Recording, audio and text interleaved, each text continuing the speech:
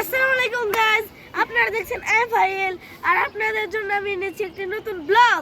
আর এই ব্লগে আমরা দেখাবো আপনাদের কিছু ফুল গাছ।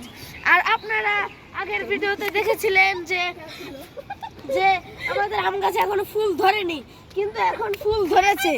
তো আপনাদের যদি আমার ভিডিওটা এখন তো আগেটা যদি না দেখে থাকেন তাহলে আমার ডেসক্রিপশন থেকে দেখে আসুন। তো এই যে আপনারা দেখতে পাচ্ছেন ফুল গাছ, এগুলো তো অনেকটা ফুল ধরেছে।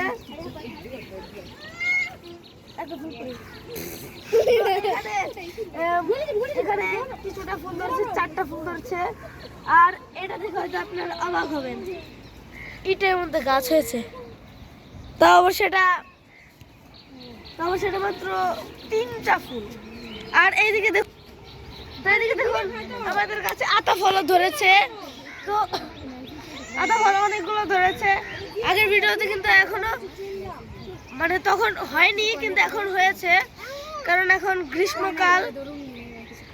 তো আগের বার হয়তো আপনারা দেখেছিলেন যে এই গাছটা কিছুটা জ্যান্ত ছিল, কিন্তু এখন এটা পুরোই ডেড ফেলে গেছে। তো দেখুন এই গাছটা, তো আপনারা যে ছোট গাছটাকে দেখছেন এটাকে আমি নিজের হাতে বুনেছি। আর এই যে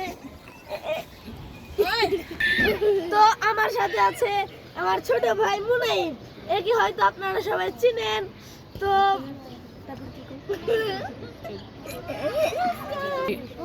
মুনাইম এই বড় গাছটাকে পানি দিয়ে দিয়ে অনেকটা বড় করেছে এবং ফুল ধরেছে। তো আমরা এখন ছাদে ঘুরতে এসেছি, তাই ভাবলাম যে একটা ব্লগ করে নেই। তো হয়েছে কি, আমরা ঈদের মধ্যে ব্লগ করতে পারিনি, কারণ ঈদের মধ্যে আমরা অনেক জায়গায় ঘুরতে গেছিলাম, তাই আমরা ব্লগ করতে পারিনি। তো এরপর কি করব, তাদের সাথে অনেকে আছে কিন্তু তাদের আমি দেখাবো না। তো আমরা অনেক মানুষ ছাদে ঘুরতে এসেছি। তো আগের ভিডিওতে আমরা আপনাদেরকে পুরো ছাদটা ঘুরিয়ে দেখিয়েছিলাম। তো এবার আমরা অর্ধেক ছাদই দেখাবো। তো এখানে যে আগের গাছগুলো ছিল সব পানি না পেয়ে মারা গেছে। তো এখন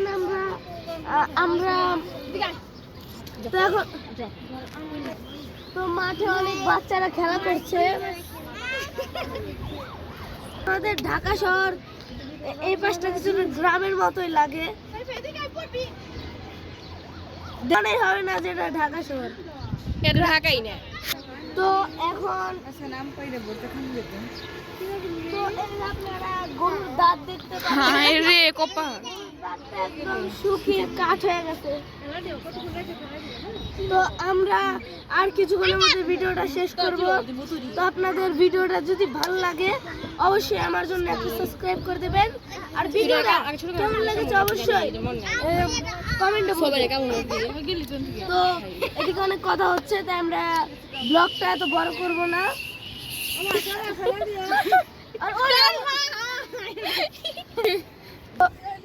তো অনেকে ডিস্টার্ব করছে, তার জন্য আপনাদের বাই বাই।